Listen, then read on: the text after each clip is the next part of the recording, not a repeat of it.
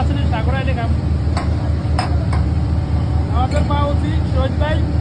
রাসখানা দিতে সে যাইবে গিয়া তার বিরিয়ানি খানা খাওয়া দিয়েছে সেরকম করি না চিংড়ি মাছ মাছের চপ তারপরে লেমু তারপরে শসা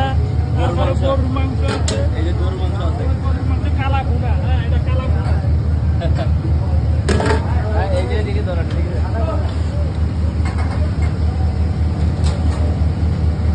লেবুলা